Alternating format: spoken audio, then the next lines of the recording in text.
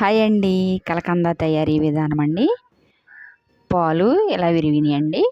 ఇవి మరలా స్టవ్ మీద పెట్టుకొని వెనిగర్ ఒక 2 స్పూన్లు వేసుకుంటే ఇందులో వాటర్ ఉంటుంది కదండి, అది ఇంకా పల్చగా సపరేట్ అయిపోతుందండి. అది ఫిల్టర్ చేసుకోవాలండి. ఫిల్టర్ చేసుకొని ఇంకొక గిన్నెలో ఈ ఫిల్టర్ చేసినంతా వేసుకొని వేయించుకోవాలండి. కొంచెం కలర్ మారాక ఒక కప్పుడు షుగర్ యాడ్ చేసుకొని మరలా తిప్పుకోవాలండి. మరి పలచగా అయిపోతుందండి షుగర్ వేయంగానే. మరలా అడుగంటకుండా అలా తిప్పుతూ ఉండాలండి. అదంతా దగ్గర పడ్డాక కలర్ మారాక గోల్డ్ కలర్ వచ్చేయాలండి.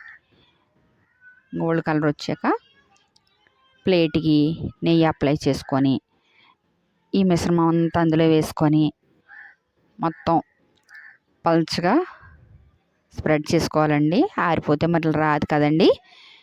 వేడిగా ఉన్నప్పుడే చేసేసుకొని నేను వేడిగా ఉన్నప్పుడే కట్ చేసేస్తున్నానండి. తర్వాత ఇంకొంచెం గట్టిగా అయిపోతుంది కదండి. మీకు నచ్చిన షేప్లో కట్ చేసుకోండి. ఇంతేనండి. ప్లీజ్ లైక్ చేయండి.